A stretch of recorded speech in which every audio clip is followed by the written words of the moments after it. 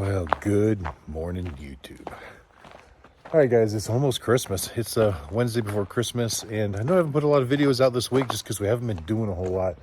But this morning, Mike should be on his way over, and he wants us to do an oil change on this truck. It's like, you know what? Why don't I make a video on how to do an oil change on a 6.7 Power Stroke Scorpion motor in an F-250. I know that doesn't sound super exciting, but maybe there's somebody out there that just recently bought an F-250 for the first time, wants to do it themselves, doesn't know how to do it, so it might help somebody.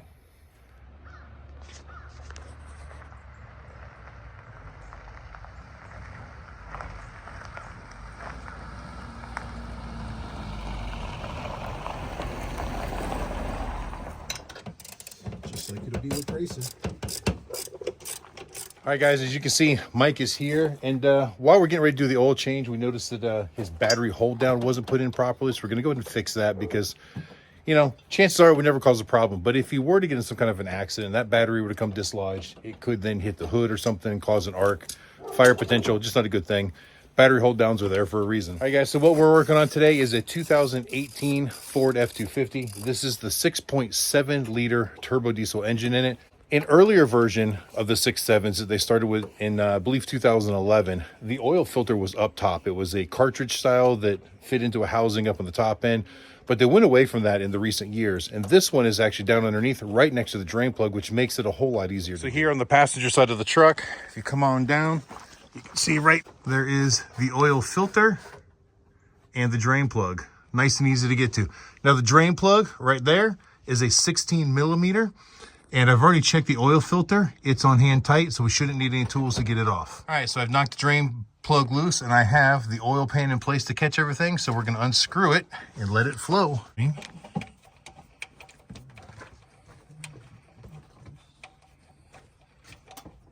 Now this drain plug does come out on an angle, so you gotta make sure you got your pan in the right spot so you don't overshoot it.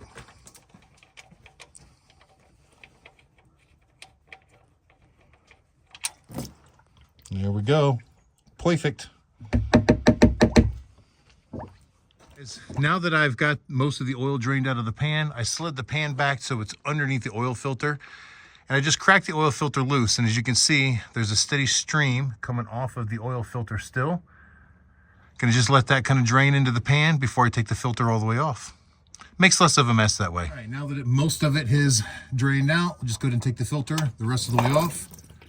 And just turn it right upside down.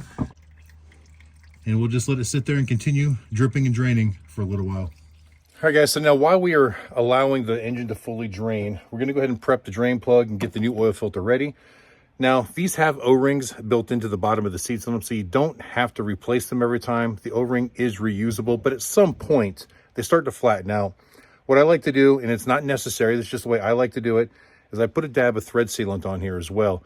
This does two things. One, it helps the thread seal a little bit, so the O-ring's not doing as much of the work. But it also is an anti-vibration thread sealant. So if for some reason this were to ever come loose a little bit, it's less likely to vibrate out of the engine, leaving you with no oil in your engine. Now it doesn't take a lot. You don't have to like completely coat all the threads. Just enough so that when it goes in, it'll kind of seal everything. And I just like to wipe it around my finger to fill all of the threads up. That's it. All right, now in the filter, what I like to do is open up the box and I flip the filter around upside down, just like this, so that I can go ahead and fill the oil filter from the top. Now I know that's a controversial subject. Some people don't like doing that. And the main reason is because the flow characteristics of the oil comes in from the engine, from the oil pump actually, into the smaller holes, and then comes back out through the center hole and gets supplied to the rest of the engine. So the theory is if you pour oil through the big center hole and there is a contaminant in the oil, then that gets pumped straight into your engine without going through the filter. And that is reality. There's nothing wrong with that statement. However, because I know how super, super precise everything is at the Amsoil factories, you know, I've got videos of me going through there. I've been there a number of times. I know the care that they take, and I have never actually seen contaminants in their oil ever. So I'm pretty confident that it's not a problem. To me, I think it's worth the risk to not have that air bubble in there so that when you start your engine, you get oiling faster to all the areas that really need the lubrication the most.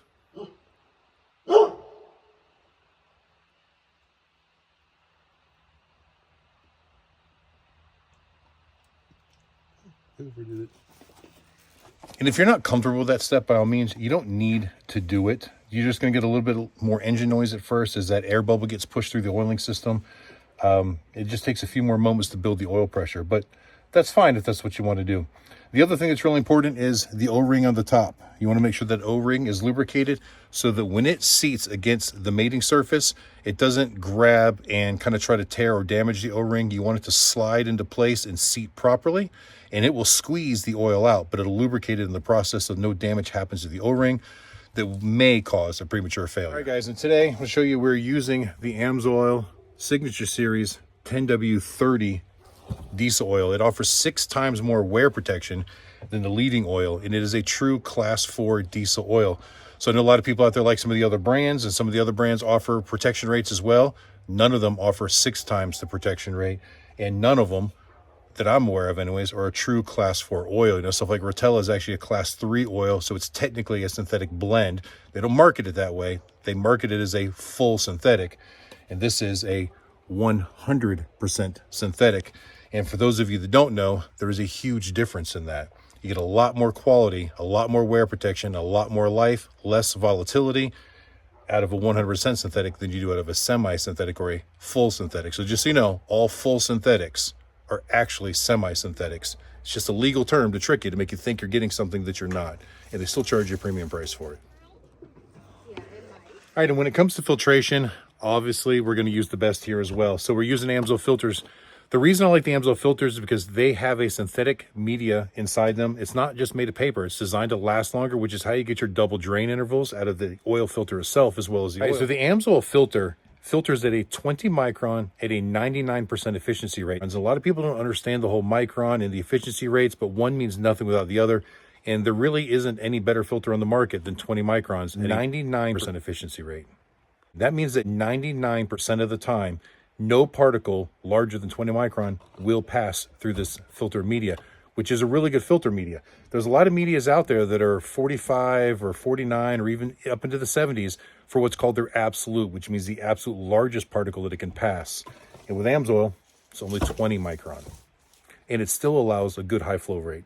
All right, so now everything in the engine is fully drained, and we've got the filter and the drain pan out of the way. So let's go put the drain plug back in, install the new filter, and we start topping it off with fresh oil.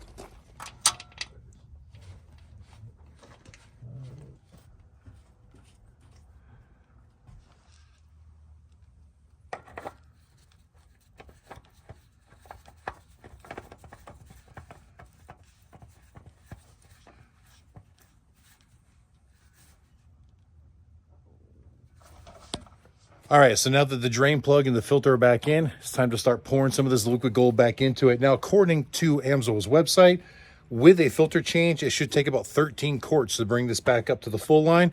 And of course, we'll double check that. So we've got 3 gallons sitting out here. That'll get us close, and then we'll top it off from there.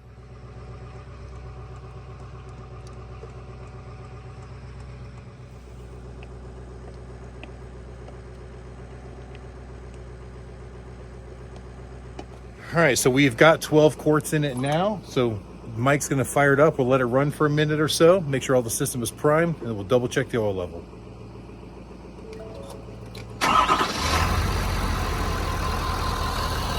It's amazing how quiet these 6.7s are compared to my 7.3 and my 6 liter. And what's the size now? All right, so after running the truck for a couple of minutes, we double checked it on the dipstick, and we did need that 1 extra quart. So as you can see here, we took a 4th gallon and poured 1 quart out of it. So now we're down to the 3 quart mark. So there's still 3 quarts left in the bottle, and it brought it exactly to the full mark. So the specification on the Amsoil website was spot on. All right, so everything's looking good, and the job is done. Didn't take too long. You can really do this job in about 15 minutes. Now, we've probably spent a little over an hour doing it, but that's just because, you know, we're recording for one, and we've been sitting around shooting the crap and everything, you know. But it's not a hard job at all. It's a very simple, very basic oil change. But now there's only one thing left to do.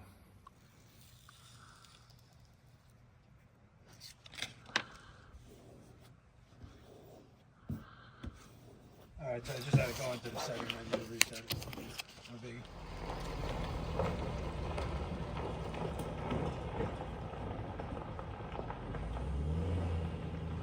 All right, and there he goes, another job done. Well, anyway, guys, I think that's gonna end this video. I know it's short, pretty simple, to the point, but hopefully you guys enjoyed it. And until the next time I see you, keep those engines running.